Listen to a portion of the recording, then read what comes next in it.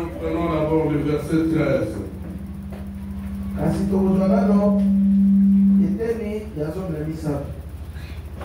Et auquel des anges a-t-il jamais dit, assis-toi à ma droite, jusqu'à ce que j'aie mis tes ennemis pour marcher-pied de tes pieds. Alobaki tango mosusu na mwaje nani yete fanda na loboko na ngai na mubaki. Les saints patrons, les esprits administrateurs envoyés pour servir en faveur de ceux qui vont hériter du salut.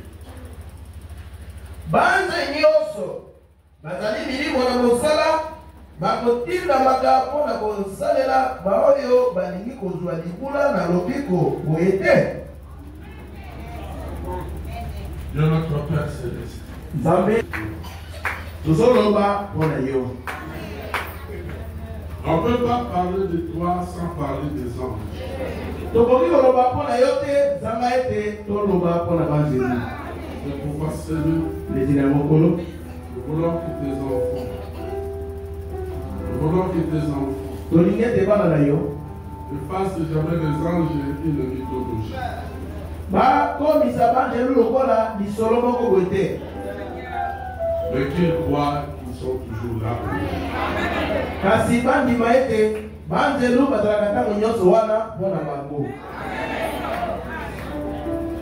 Ils ont accepté ton salut. Bayambi lobiko na yo. Et ils vont l'hériter. Pe bakosangola yango.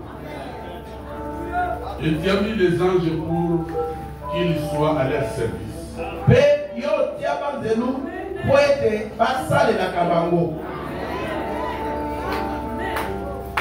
Qu'ils comprennent qu'ils ne sont pas seuls. Basosolo ete bazali bango moko te.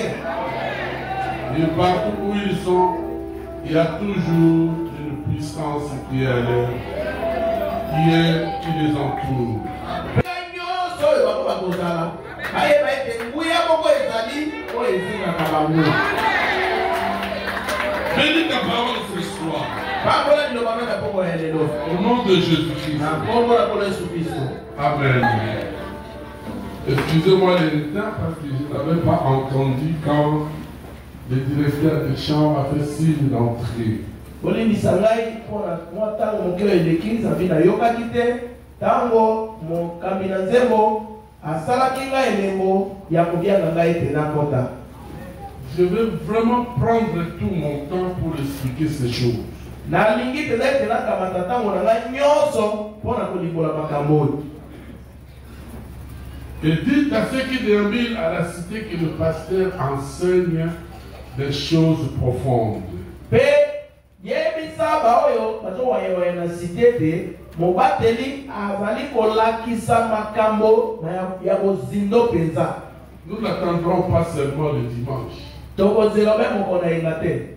Je veux que même ceux qui sont dans le foyer puissent venir écouter. Nalingi ete ata baoyo bazali kuna na mwa masambo na biso ya mike mike baya koyoka.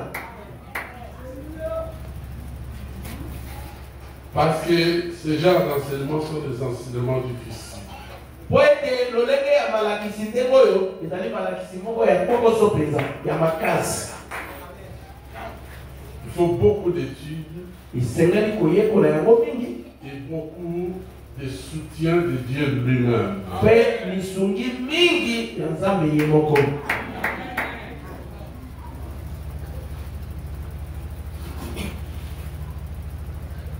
J'avais dit que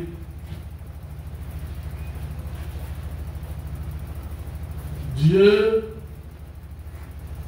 le Créateur qui t'a créé, nalobaki ete nzambe mokeli oyo akela yo il met toujours son ange devant toi.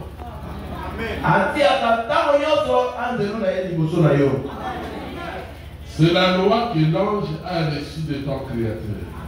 ezali mobeko oyo anzelu azwa epai na mokeli na yo.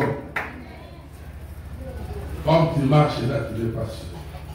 ndenge ozotambola wana oza yo moko te. Comme ceux du monde aussi, quand ils marchent, ils ne sont pas sûrs. ndenge moko mpe lokola bayi mokili ntango batambolaka bazali mpe bango moko te. Ils ont des démons qui les accompagnent. bazali na milimo mabe oyo batambolaka na bango esika moko.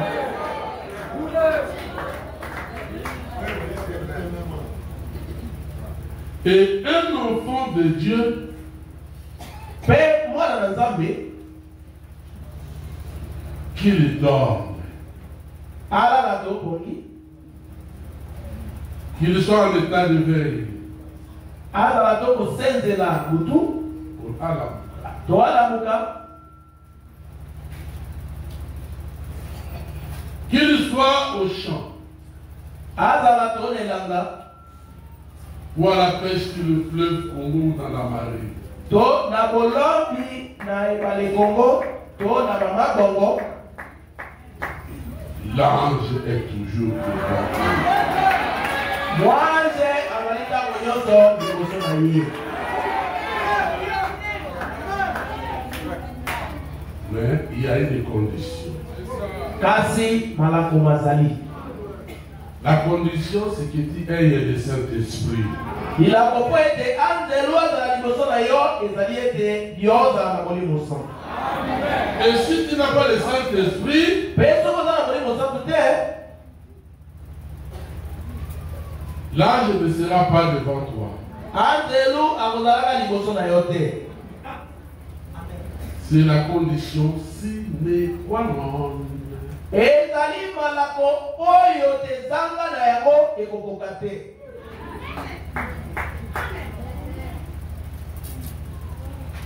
Je ne parle pas des églises ou de la religion. Nazolobela mangomba te to losambo te. Mais je parle au fils et à la fille de Dieu. Kasi nazolobela mwana mobali pe mwana mwasi na Nzambe. Frère Branham dit que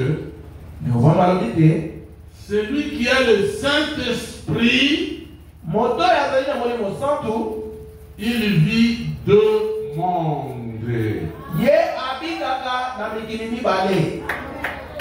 Vous le voyez dormir ici. Vous le voyez vraiment là. Mais de l'autre côté, il n'est pas là.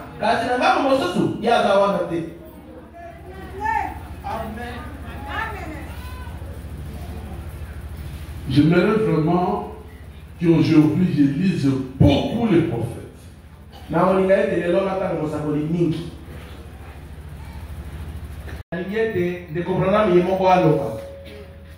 Parce que moi, je ne suis que le répétiteur de Branham.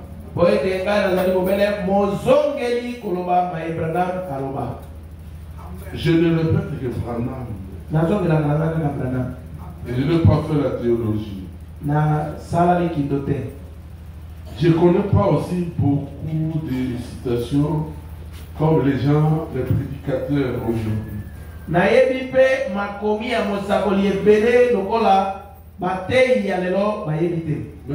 j'aime que une citation que je connais puisse devenir une vie en moi.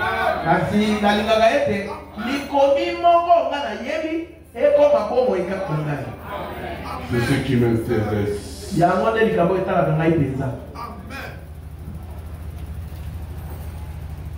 Une citation de Frère Branham. Il vit en moi. Au lieu de connaître tous les messages de Frère Branham dans la tête, mais la vie de cochon.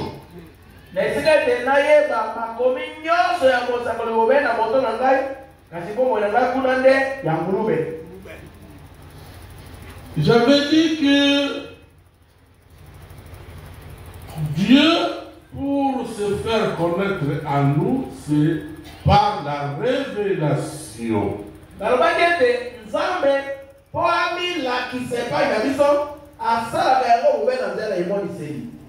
Même pour que toi tu acceptes qu'il y a des anges qui t'entourent.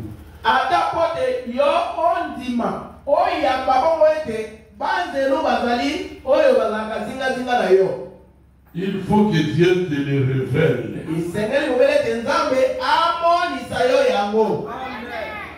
Parce qu'il y en a beaucoup ici qui disent, oh, les anges, on en a déjà entendu parler. Mais où sont-ils?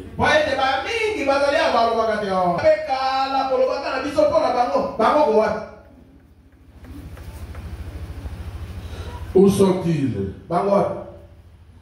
Depuis l'enfance, on nous les enseignait à l'église catholique. Je n'ai pas entendu parler des anges à l'église protestante quand j'étais enfant, que dans l'église catholique. Ngai na yoka koloba pona banzelu te tangu nazalaka na ngelesa te tangu nazalaka mwana bobele na yoka yango na lingomba catholique. Toujours, même les chansons. Tangu nyonso ata banzembo. Et ils savent vraiment qu'il y a des anges. Bango bayebaka ete banzelu bazali. Je pense que tout croyant catholique qui est ici sait qu'il y a des anges. na banzi ete mondimi moko mo katoliko azali awa ayebi ete banzelu bazalaka. Mais je veux que tu le saches par la révélation. Kazinga la limite yoye ba yamonde dans un remondissé. Dans le message Apocalypse, un livre des symboles, Frère Branham dit ceci. Je commence par le paragraphe 43. Frère Branham dit, dites, je ne suis pas encore arrivé à mon texte. Et c'est déjà le moment pour moi d'arrêter.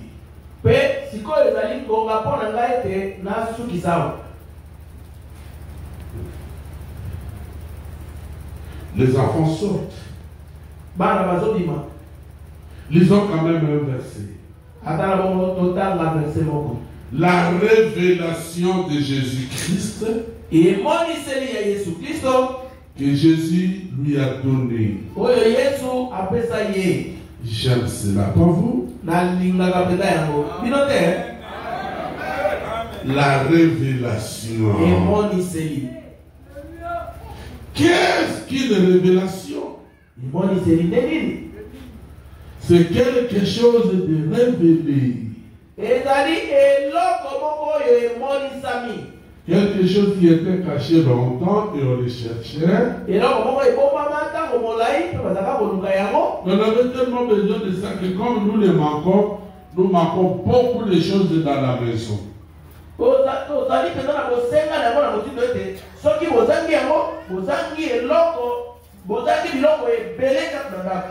Peut-être que vous n'aurez même pas la possibilité d'entrer dans la maison.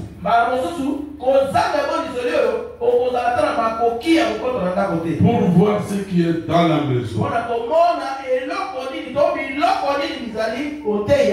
Les richesses qui sont dans cette maison-là. Et quand vous retrouvez cette chose-là, vous retrouvez. Alors vous avez accès à la maison pour voir toutes les richesses qui sont dans cette maison. La révélation de Jésus-Christ. C'est ce que cette Bible. Pour connaître les richesses qui sont dans la Bible, vous devez avoir la révélation. Cette Bible nous révèle Jésus-Christ. Et seulement pas Jésus-Christ, mais Jésus-Christ dans tous ses moindres détails.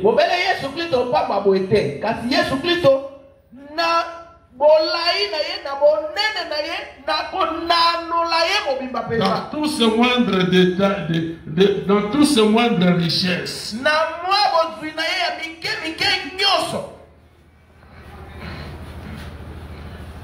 La Genèse révèle Christ. Beaucoup d'évangéliques, ils montrent Christ. Les autres montrent Christ. L'Exode révèle Christ. Beaucoup ya bobimi to exode yango pe ezomonisa Kristo. Oh là là. Oh là là. Quand je rentre là-dedans, tango nazozonga na kati lisusu voilà le français, français. Quand je rentre là-dedans, tango nazokota na kati, je deviens immédiatement religieux. Nazokoma mosambeli mbala moko. Ou plutôt je me sens ainsi. Genèse, Exode, Genèse, frère, Genèse, Exode, Lévitique, Nombre, Deutéronome, Josué, tous, tout, même Naomi, Ruth, Job, tous sont une révélation de Jésus-Christ. Afin qu'on lui puisse habiter la plénitude qui couvre tout l'espace.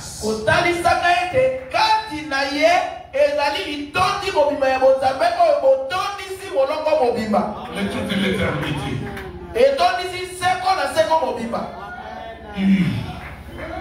Amen. Vous voyez ce que la révélation fait? Afin qu'on lui puisse habiter la plénitude de qui couvre tout l'espace.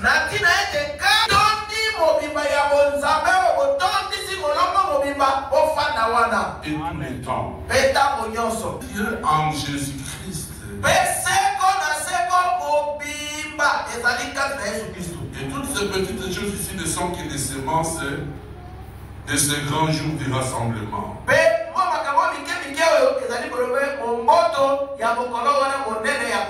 Quand la race humaine sera introduite dans la résurrection auprès du Seigneur Jésus.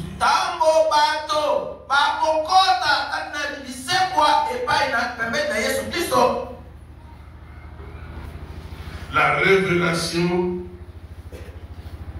c'est Dieu qui révèle.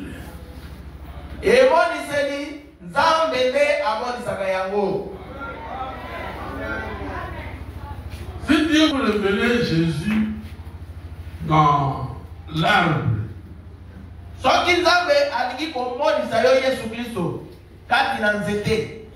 l'arbre révèle Jésus-Christ. La fleur, la vie sanctifiée révèle Jésus-Christ. Vous dites, comment une fleur peut-elle révéler Jésus-Christ? Écoutez maintenant. La fleur meurt à l'automne.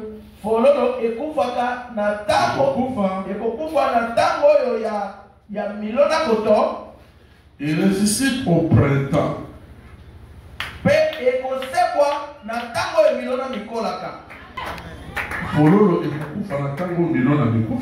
C'est ça l'automne.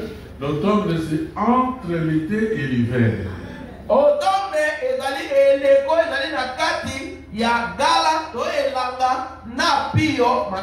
Et le printemps, c'est entre l'hiver et l'été.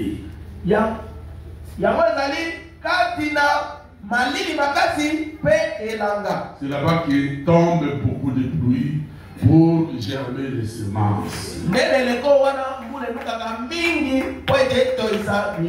Amen. Elle tient sa place sur la terre et l'embellit.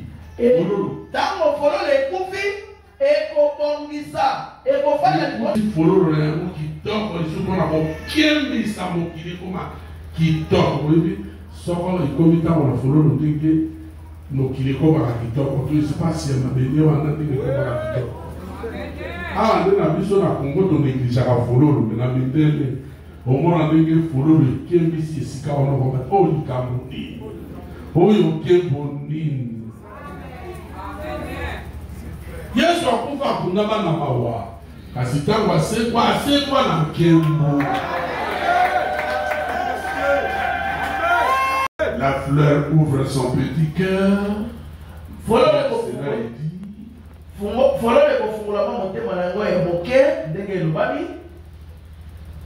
Les passants disent, oh, n'est-ce pas merveilleux? Quel parfum! Quel arôme! De sentir cette fleur. Savez-vous qu'il y a des fleurs qui donnent le parfum? Et la veille arrive et dit,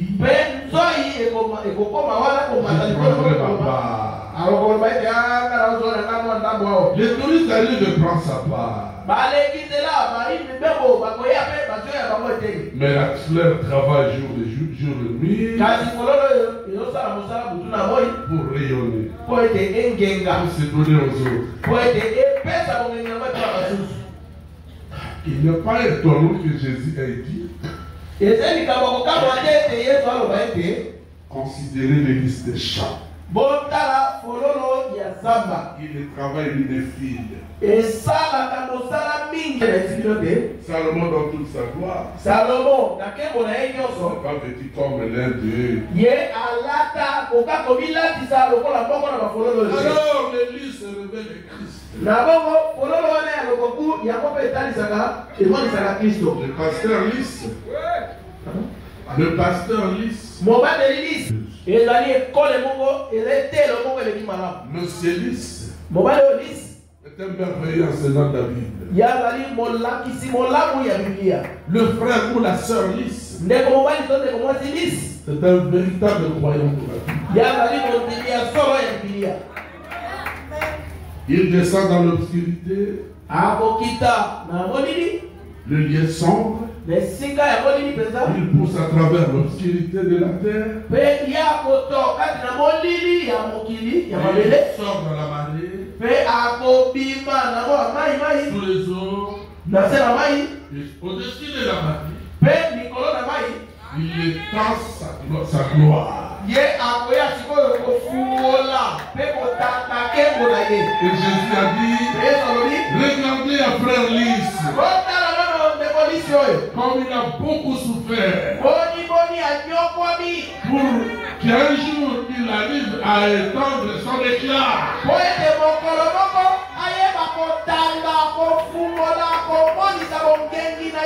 Où les abeilles vont venir prendre leur part. Où les touristes prendront leur part. Oh, quelle photo merveilleuse. Y a-t-il des croyants chrétiens lisses de la vallée ici? Tout le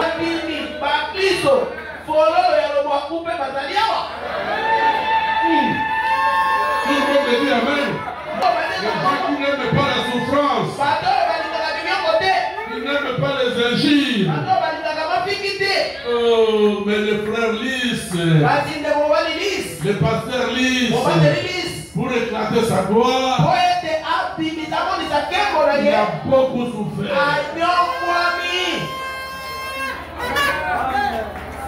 Et il typifie Jésus-Christ. Il révèle Jésus-Christ. Amen. Amen.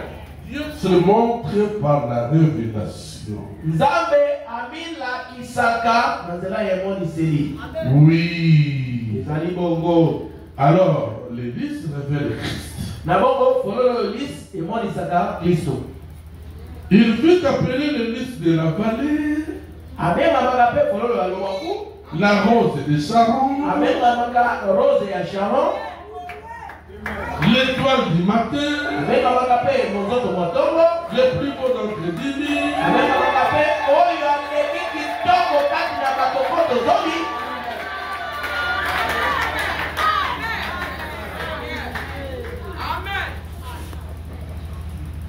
Et celui qui nous révèle qu'il y a des anges au milieu de nous. Et cette révélation de lui-même, c'est une révélation écrite. C'est le dernier livre. Et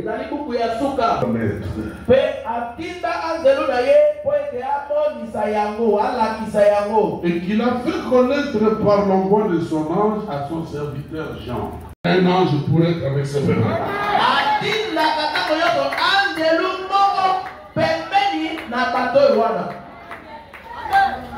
Et je ne vous envoie pas adorer un ange. Il est seulement un messager. Il est commis à mon service.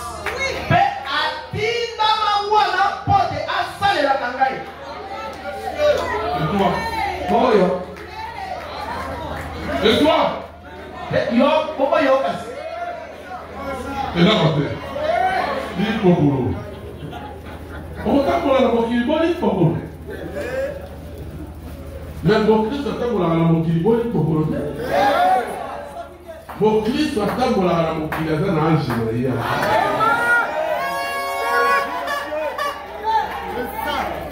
Amen. Est-ce que vous croyez à ce que j'ai dit?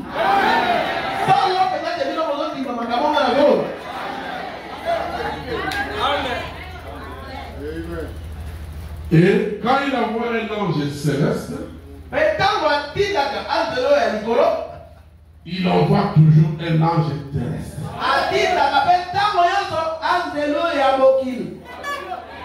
S'il a envoyé un ange céleste aux enfants d'Israël au sortir de l'Égypte,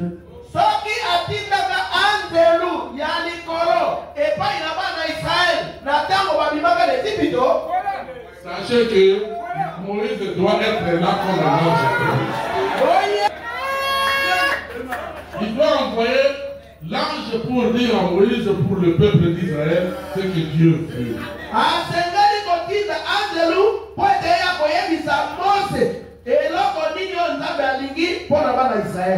Et cet ange-là sera toujours là.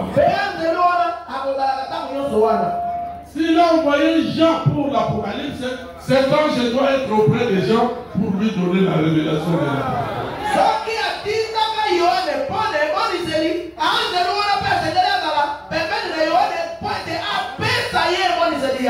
Pour tous les prophètes, pour tous les messagers, c'est pour cela qu'on les appelle eux-mêmes les messagers. Et l'ange c'est un messager. Est-ce que vous comprenez? Cette église ici est une église du Seigneur. Comment ne pas envoyer un ange?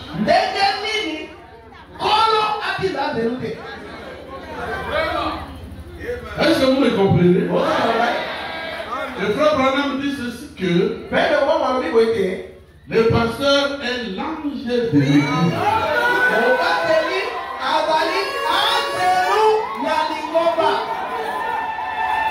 Est-ce que c'est la vérité?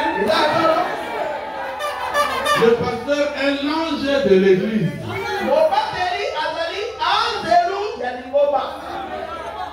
Je ne parle pas des pasteurs fabriqués.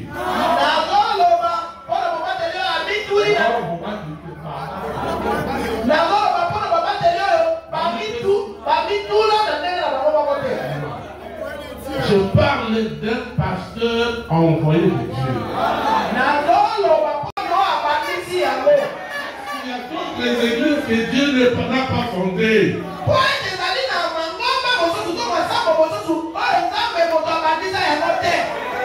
Comment Dieu fonde-t-il une église?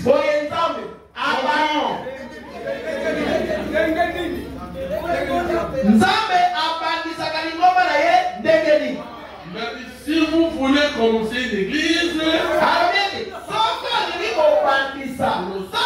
commencez par la parole.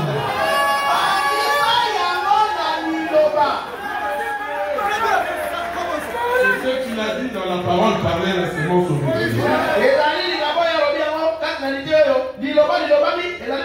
Une église qui a commencé par la division, Dieu n'est pas là. Dieu n'est pas là. Dieu n'est pas là.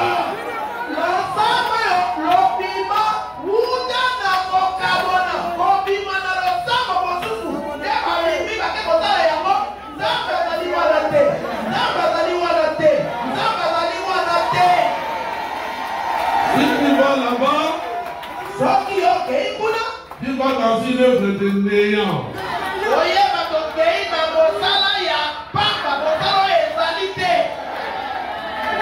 Et il y a beaucoup de ces églises aujourd'hui dans le message.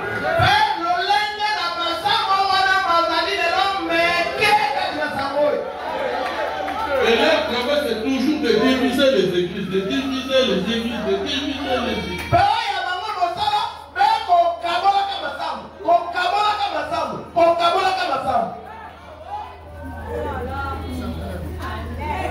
Je soutiens un frère qui va là-bas au port et il prêche et il gagne 2 ou 3 âmes. S'il veut les amener, il les amène. S'il veut quand tu commences avec une œuvre là-bas, qui commence.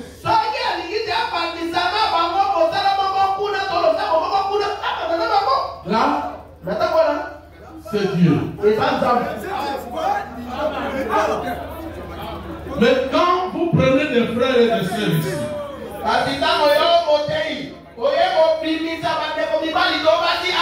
vous frères, vous sœurs qui partez, vous partez dans la perdition.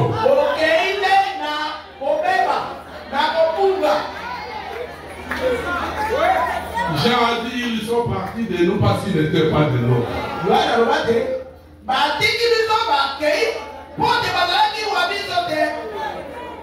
Et vous me comprenez très bien.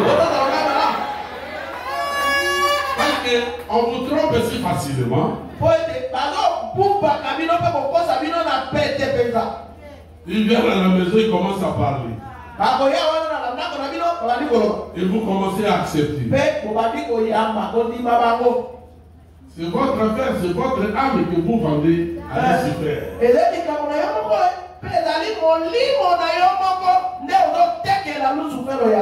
Gratuitement d'ailleurs. Et il t'amène en enfer.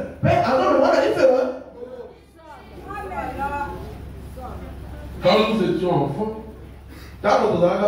nous n'avions aucune raison de commencer des églises. Nous soutenaient seulement notre pasteur. Et ça s'arrêtait là. Et c'est tout. C'est la raison pour laquelle Dieu nous a aussi bénis dans l'église. La bénédiction, ce n'est pas seulement l'argent. Quand Dieu bénit le ministère, tout le monde le voit. Et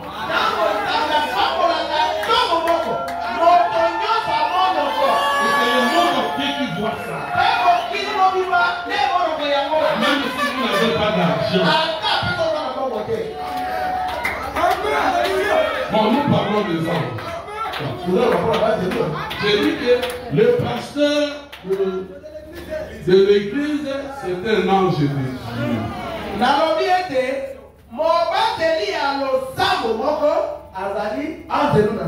Et s'il est un ange de Dieu, l'ange du Seigneur doit être là.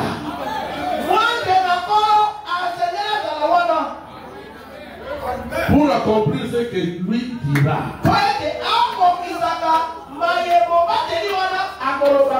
Est-ce que vous me comprenez?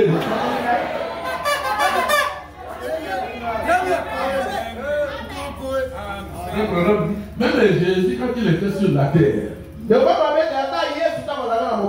miracles, des quantités de miracles industriels. Mais c'est jamais prétendu dire que j'ai fait tel miracle, j'ai guéri telle personne.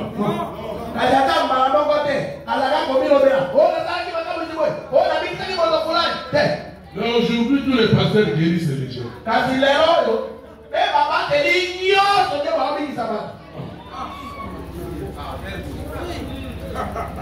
Jésus disait, c'est mon Père qui est en moi qui fait toutes choses.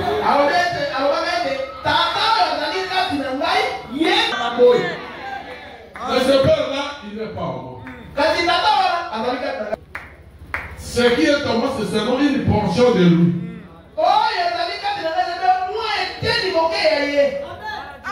Et comment je dirais que j'ai guéri beaucoup de gens? Après ici, je vous parlerai de miracles. Tous les miracles qui se sont accomplis ici et qui continuent à s'opérer. Même partout dans nos voyages. Qui peut opérer ça parmi les hommes?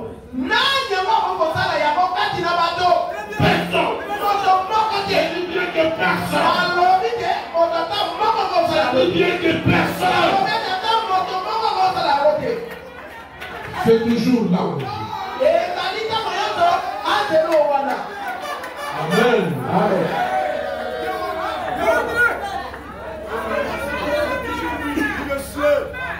Je ne dis pas que vous croyez ou vous adoriez un ange?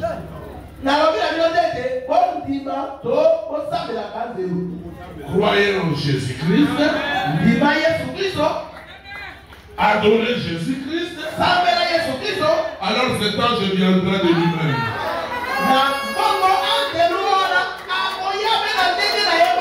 Obligatoirement, là où le nom de Jésus est dit dans la sincérité.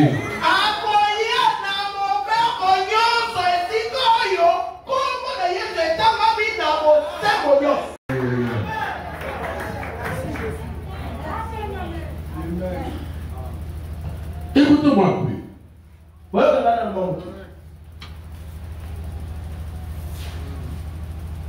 Vous vous souvenez de Daniel? Ici je parle, je suis dans Apocalypse, livre de Samuel, paragraphe 52. Je lirai 53, 54, et na sauté na okoma na 58. Awa nazotanga na lite oyo emoni buku ya bilingi etenia tukumi tano na mibale tukumi tano na misato tukumi tano na mine pe na tukumi tano na mwambi ti tukumi tano na vous souvenez-vous de Daniel? Bino bolomi kanisa pona Daniel. Daniel est un homme qui a des visions. Daniel azali motoyo azalaka komono bimono leli. Il vit sa dernière vision concernant les temps de la fin. Aye komono emono leli ya liboso o etali tango na suka. À la fin de son ministère. Na suka ya tomo na ye. Et regardez ici. Pe botala. La Bible dit. Il envoya son ange. Atindi angelu na ye. Environ 60 et quelques années après la Pentecôte, ici. Il envoie son ange pour faire connaître les choses qui doivent arriver.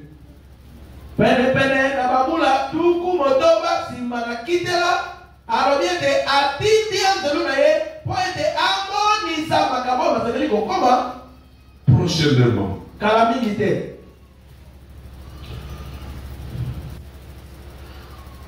54. Maintenant, comme a été écrit le livre d'Apocalypse. En premier lieu, il fut écrit avant la fondation du monde. Et Jean, seulement par un cœur rempli du Saint-Esprit. Voyez-vous? 55. Les êtres angéliques s'associent.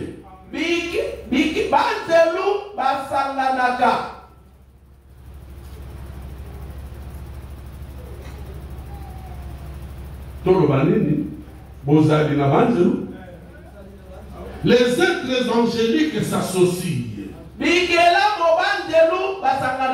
Oh, j'espère que vous le saisissez.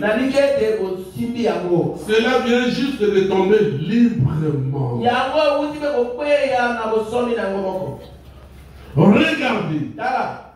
Et si vous avez le Saint-Esprit en vous, alors vous êtes candidat à l'association avec le monde invisible et le surnaturel.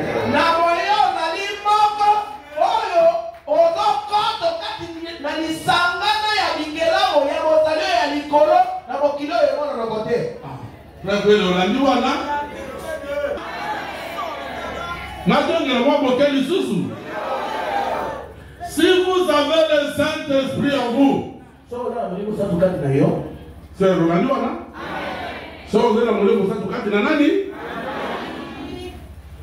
alors vous êtes candidat à l'association avec le monde invisible et le surnaturel.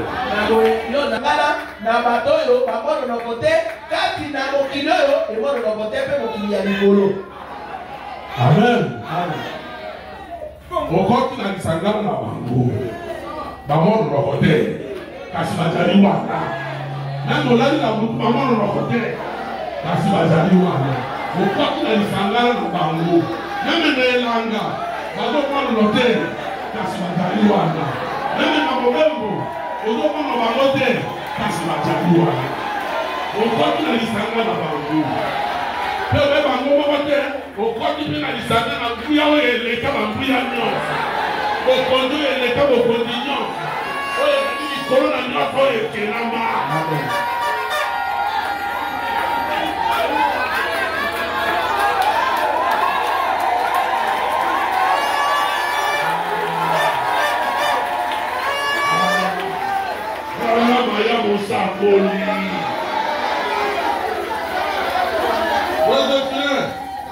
Okobika, naba bolongo le loko.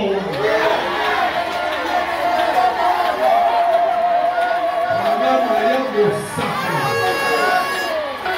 Naba ya mosako.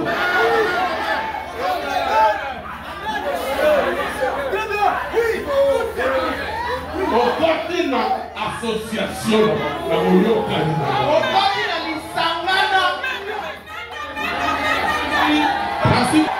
Na koti na boyoka ni na basia na lola na banzeru nyonso na basini na boyoka.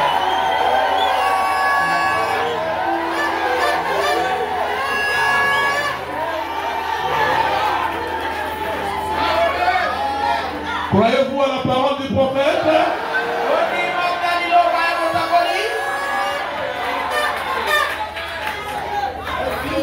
Ah! Hey!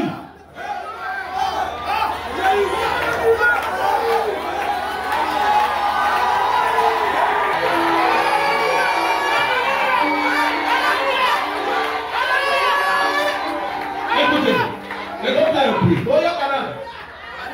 Il n'est pas étonnant que les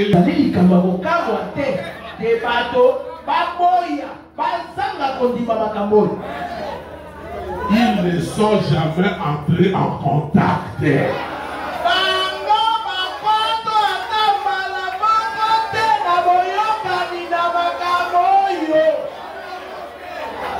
So va mettre de me occuper bangote.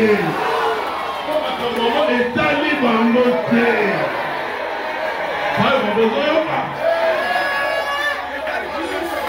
Bango est allé nepino.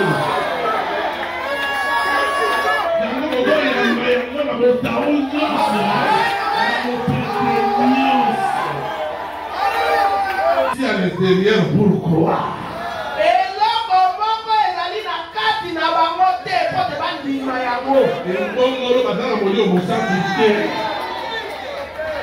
Même soki yo zwaki nano molimo mosantu te kasi ozali mwana na elaka wana okondimaki na yo mosantu waya provoka.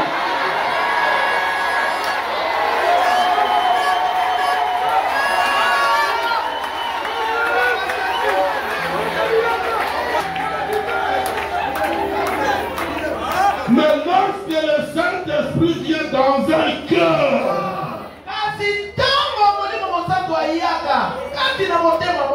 aussitôt, il devient alors un.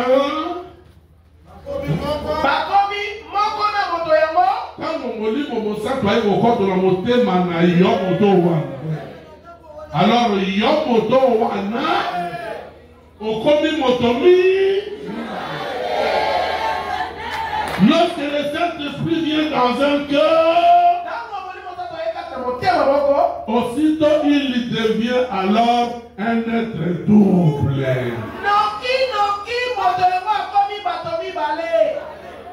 L'un de la terre pour manger au panga, jombo,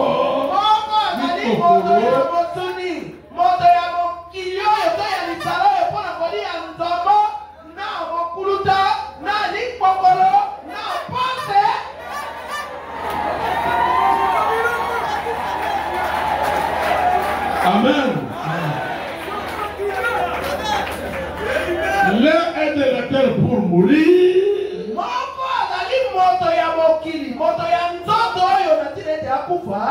Et l'autre est du ciel pour vivre.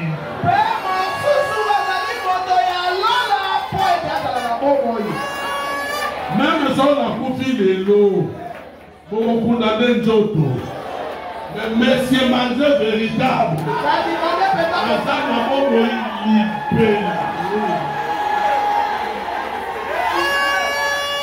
Et on va coloniser quoi? Mais ce mandat vivant, à Koya pour l'encontrer sous d'autres. Pour dire qu'il y a un libéra. Alors Jésus à l'oba, pour moi, ne mourra point. Même s'il meurt, je le ressusciterai au dernier jour. Amen. Amen. Oh, quel bonheur. Être chrétien. Il n'y a aucun bonheur sur la terre que d'être chrétien.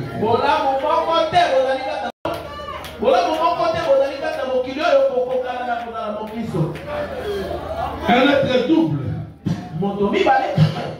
Dans son corps, il a un contact terrestre avec ses cinq sens. Et dans son esprit, il a un contact avec Dieu par le Saint-Esprit.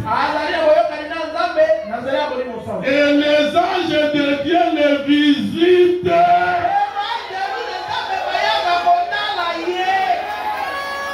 Parle avec lui. Ils sont des messagers envoyés de Dieu pour révéler et apporter des messages de Dieu à l'individu.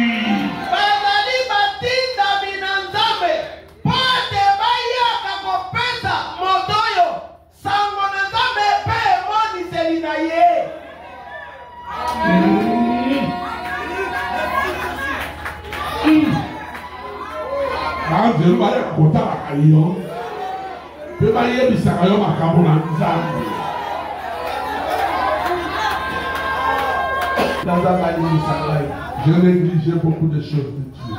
Il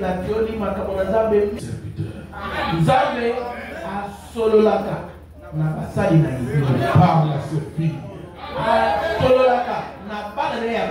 Il parle à ses fils. Il leur donne des messages. Il leur révèle Dieu.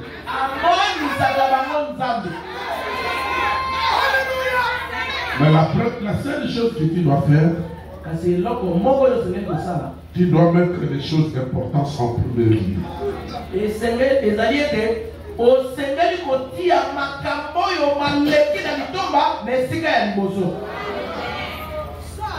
Est-ce qu'on peut mandat pour dire que tu as dans le cas de la fondement? On va demander on a mis pépé. Le fondement, c'est la foi. Avec la parole de Dieu. Cherchez premièrement le royaume de Dieu et sa justice. Toutes les autres choses seront données par-dessus. Des anges envoyés de Dieu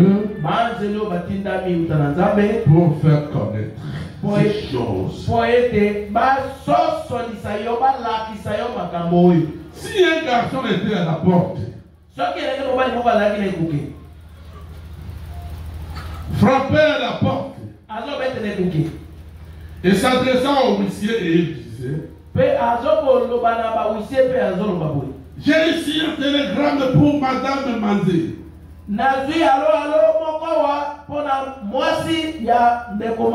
Et Monsieur Manzé. Il serait un messager ou un ange terrestre. Voilà. Sur la terre, il y a des anges.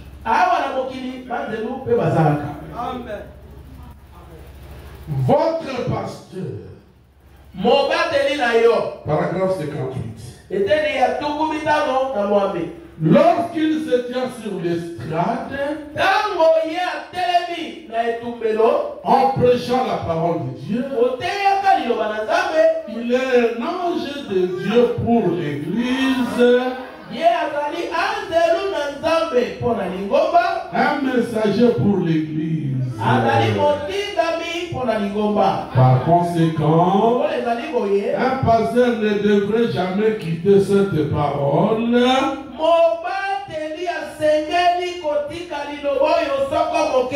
Mais restez loyal envers la parole. Parce que Dieu nourrit à la place du berger. En effet, le mot pasteur signifie berger.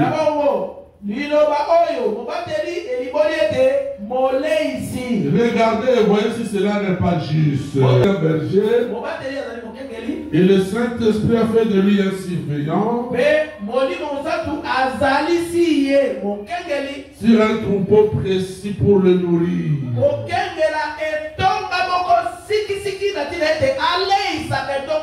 Avec quoi?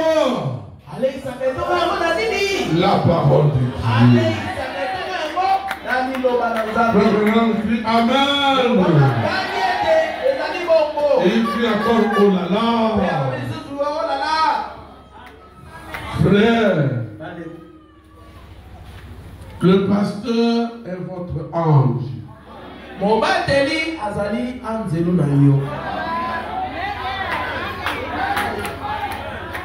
Est-ce la vérité? Et le pasteur vous nourrit par cette parole.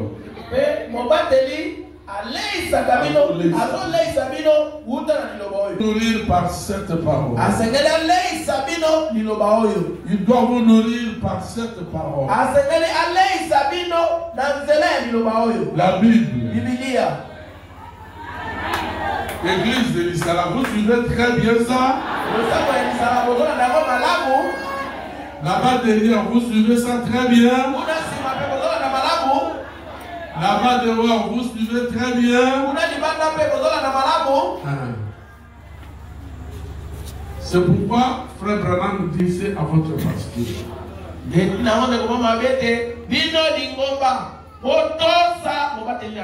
L'obéissance. L'obéissance. L'obéissance. L'obéissance. Mes amis, je suis allé en Europe. Obéissez à leur pasteur. Je dis,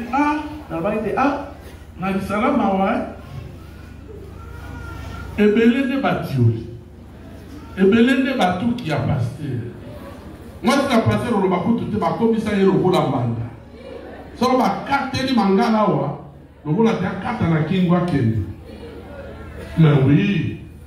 Yo dois regretter. Waka ebele batondia basa akande yango. Le pasteur David. Lui ne disait pas qu'allez, j'ai besoin de l'eau. Allez me chercher de l'eau. Il n'a jamais dit ça.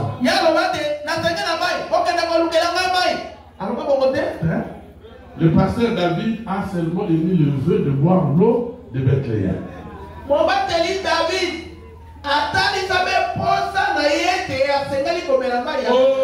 trouverai-je l'eau de Bethléem. Frère Branham dit, pour ce voyage soldat, c'est devenu une loi obligatoire.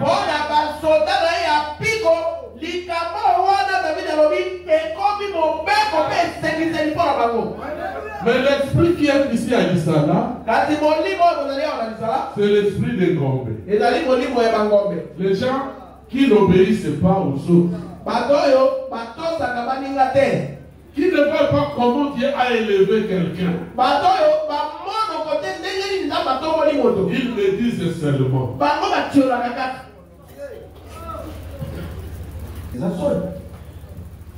Laissez-moi me parler de moi-même. Le pasteur m'a dit que vous voyez ici, avec sa femme, partout où il passe, ce sont des princes. Mais ces gens-là ne sont pas nos brebis.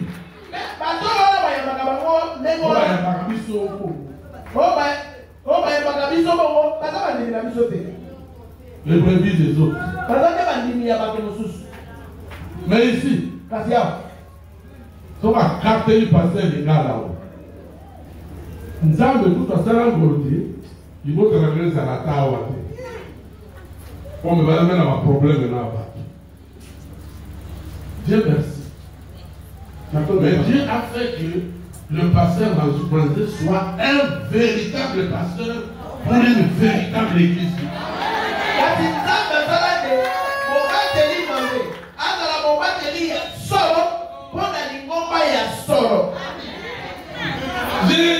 J'ai entendu une histoire qui m'a vraiment fait rire hier. Une histoire qui m'a fait rire. Une brebis qui vend sa pasteur. Il prend la dîme pour venir apporter au pasteur. Et le pasteur dira que ça, ce n'est pas vraiment la dîme. Et il va se chamailler contre la brebis. Oh! Il y a un frère, je viens pas passer la salle à Kabandini en Bolivie. Dans la salle pour moi, le bas, la maladie sort. Mais passer à deux la droite, la tire. On dit que la passer est bon. Mais le pasteur m'a dit à Salawa la tire. Mais personne ne peut dire le bon pasteur à vivre. Là, c'est qui n'a vu pour une femme. Elle a dit salon. Ça, c'est formidable. Alors, le pasteur est un ange. C'est toi qui n'obéis pas à l'ange que Dieu a envoyé pour toi.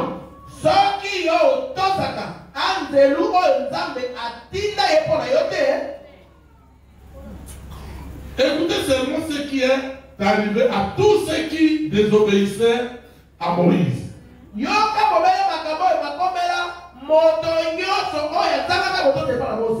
À tous ceux qui ont désobéissé à William Branham. À tous ceux qui désobéissent au pasteur.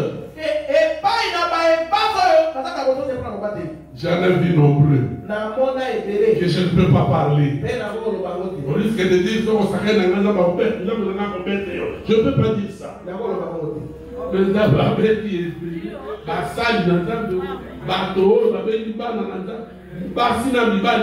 moi, il y a autant de idées. Il y a dit, ok, bagatelle. La tout n'a pas ça, il faut dans la vie. Dis si quoi, il ok, bagatelle. La tout n'a pas d'abord. Dis si quoi, il ok, bagatelle.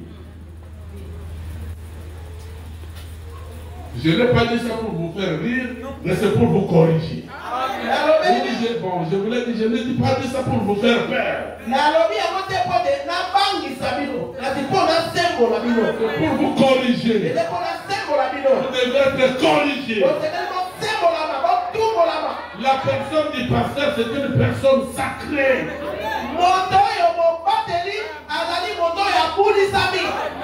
Il est dans les naziréens de Dieu.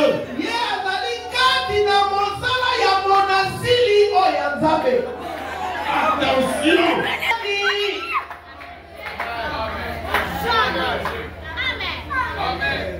Dans les naziréens.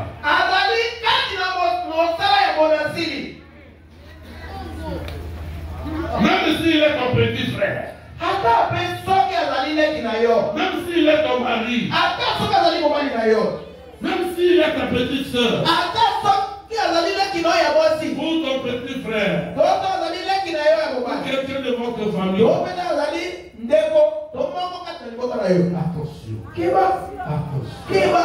Attention. Je dis bien attention.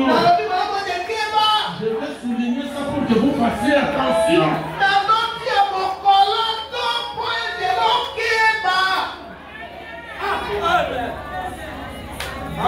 Amen. Je veux même dire que les gens de l'Israël respectent le pasteur plus que quelques-uns parmi vous ici.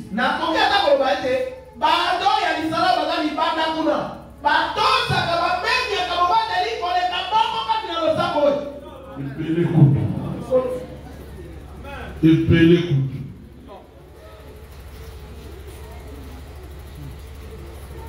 Mais vous,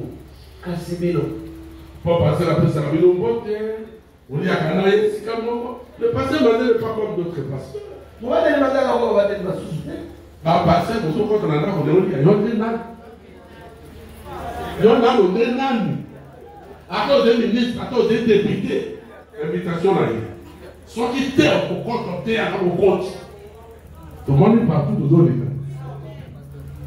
Le pasteur m'a dit, même les petits enfants. On va te demander à la mamie à la balamike. Donc, quand on a dit qu'on le vit dans sa carrière, on va aller au sein de Yalisala. On va aller au sein de Yalisala, et on va dire, on va comme on a vu là. Alors, on va pas voir, les femmes vont les dire, caca pour la banque. Vraiment, on dit le pasteur internat. Mais on va tenir les alliances de nous.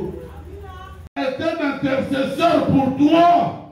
Mon bateli avali molobeli ponayo. C'est vrai? Alors que la Bible dit qu'il n'y a pas d'intercesseur entre Dieu et l'homme.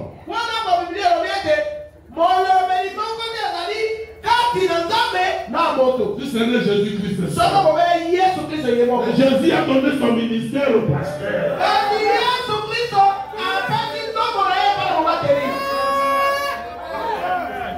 Le pasteur peut dire, je ne veux pas la mort de cette fille.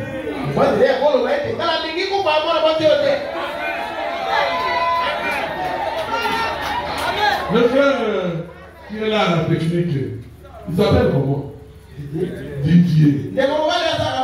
Didier a pris cette église. Didier a qui malade au sabot. Et Didier est tombé. L'enfant de Didier est tombé malade. Moi, la Didier, amen. Et je ne sais pas comment ça s'est passé. Frère Goué ne peut connaître l'histoire. Ils ont amené l'enfant de Didier. Et Dieu l'a guéri. Et la maladie est tombée sur Didier lui-même. Maladie de Zongeli Didier.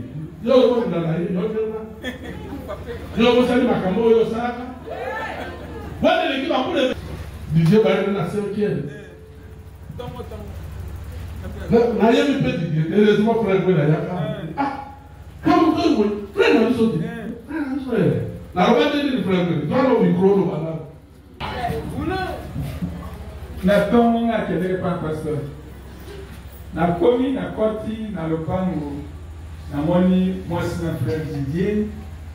Didier azali gravement malade azo kwa hôtel matin otambola te.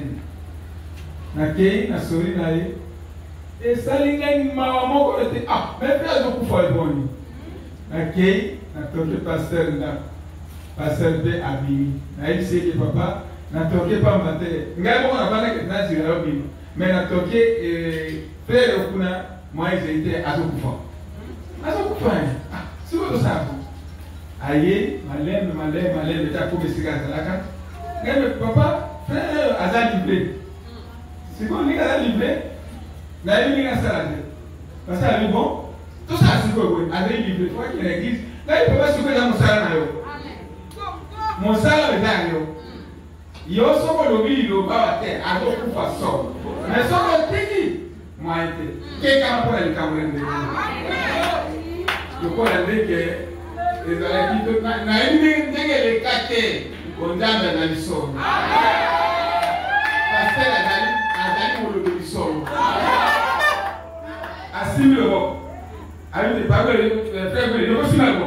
La banana diabali. Là qui baramo ma souffle zongi na yiko na lo baba ko na kufa. Na mi okufa te. Anene oye bisafre kweli simba ye kapena simba ye. Oye bi bondeli Nzambe yo tiaka na ole pour la parole. Soto tika kufa akobongisa makambo na yende nene. Akufa te pour azo na kobongisa bongo na ye. Soka na libo de libe pe akoma. Motobe ko ni mala kufa yo so. Bien do sa na Nzambe. Le pasteur est un intercesseur. On va te lire à la libre de quand il y a bon médecin, la chose à la maison, on va l'équipe. Frère, la doctrine a dit non, religion telle. La doctrine a dit non, on a dit au Seigneur, on dit qu'il a eu mon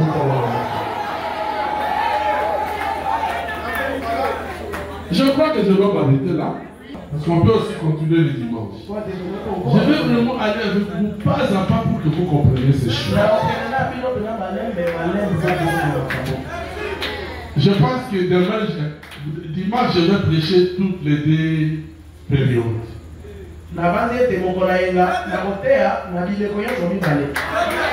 Pour que nous puissions garder assez de temps.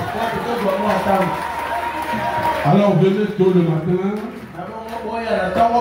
Parce que nous allons entrer encore en profondeur de ces choses. Je ne vous prêche pas une église où les gens viennent nombreux pour danser, se réjouir. Non.